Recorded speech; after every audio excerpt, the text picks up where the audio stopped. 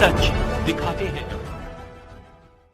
बादले 3500 kilometre पैदल चलकर 111 दिन में नर्मदा परिक्रमा पूरी कर वापस अपने घर लौटे बागली के युवा अधिवक्ता पीयूष विष्णु प्रकाश गुप्ता व सुमित महेंद्र कुमार खुबानी का नगर में नगरवासियों द्वारा जोरदार स्वागत सम्मान किया गया। स्थानीय कालिका माता मंदिर से पंडित राजेश तिवारी के सानिध्य में पूजा अर्चना पश्चात जल समारोह प्रारंभ हुआ। अभिभाषक संघ के सदस्य सहित जीतू चावड़ा, शीला चावड़ा ने यहाँ पर स्वागत किया। हिंदू सम्मेलन के संयोजक कैलाश गुप्ता व वरिष्ठ शिक्षिका श्यामा गुप्ता ने शाल श्रीफल भेंट कर सम्मान किया। इसके बाद मातृशक्ति ग्रुप, ब्राह्मण समाज, श्रीनागर चित्तौदा महाजन समाज, माहेश्वरी समाज, जैन समाज, वैश्य महासम्मेलन, मुस्लिम समाज, बोहरा समाज, राठौड़ समाज, प्रजापति समाज, राजपूत समाज, माले समाज, गुर्जर समाज, आदिवासी समाज, शिक्षक वर्ग, मीडिया जगत के साथ साथ अनेक स्थानों पर लोगों ने दोनों परिक्रमावासियों का स्वागत सम्मान कर उनसे कुशलक्षेम पूछी। चल समारोह श्री राधा कृष्ण मंदिर परिसर पहुंचा, जहां पर सम्मान समारोह के साथ समापन हुआ। इस दौरान दोनों नर्मदा परिक्रमावासियों ने सुनाया अपने अनुभव। उन्होंने कहा, नर्मदा केवल नदी नहीं है, ये साक्षात माँ है जो अनादिकाल से हमें पालती आ रही है।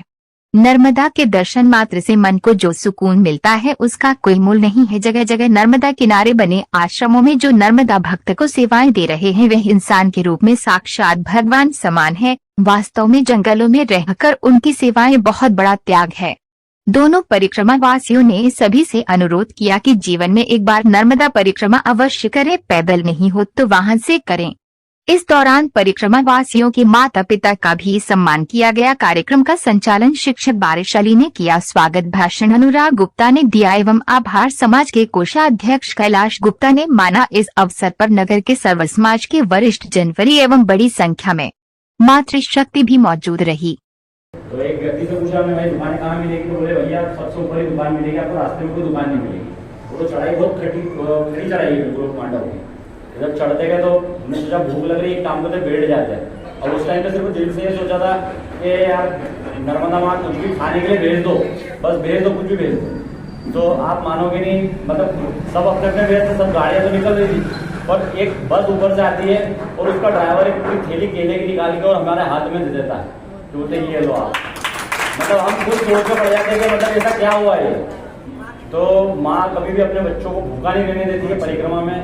और दूसरी बात, कई लोग आते हैं, हम तो कोई मनोकामना लेकर नहीं गए थे, वैसे हमारा एक इच्छा थी कि हम नर्मदा परिक्रमा करें। बाकी जितने भी लोग वहाँ पे मिले, कई तरह के कई राज्यों के लोग मिलते हैं। सबसे ज्यादा महाराष्ट्र के लोग परिक्रमा करते हैं, वो नर्मदा मैया को बहुत मानते हैं।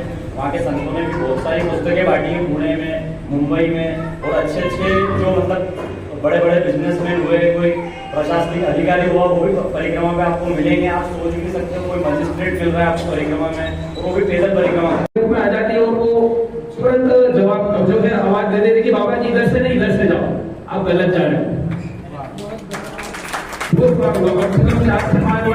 ऐसी घटना हुई।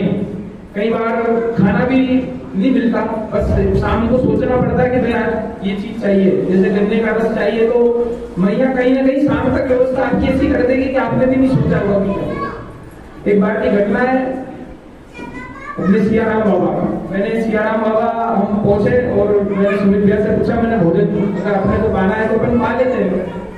तो उन्होंने बोला अभी नहीं पाते, मैं आगे पाते हैं। ठीक है, फिर मेरी ऐसी इनसे बोलना हुआ कि यार दाल बाटी की बहुत इच्छा है, अंडे की बाटी मिल जाए, बहुत दिन हो गए तो कहीं ना कहीं अच्छी होगी व्यवस्था, मजे आ जाएंगे। थोड़ी सी आगे गए और वहाँ कथा चल रही थी कमल की, अपने कमल किशोर जी की कथा चल रही थी, नागर जी की कथा चल रही थी। तो अचानक एक आश्रम से आवाज आई, हम रोड पे निकल रहे थे तो मेरे बाबा जी आओ भोजन करके जाना, टाइम हो गया भोजन करके जाओ। हम अंदर गए, अब वो कथा चल रही थी तो हमने सोचा क्या पता भाई कथा के जो सुनने आए उनका भोजन बन रहा होगा, अपना भोजन और कहीं बन रहा होगा। तो हमने हमारा आसन वगैरह लगाया, हम थोड़ी देर आराम करने लगे। सामने कंडे की बाटी सीख रही थी बढ़िया,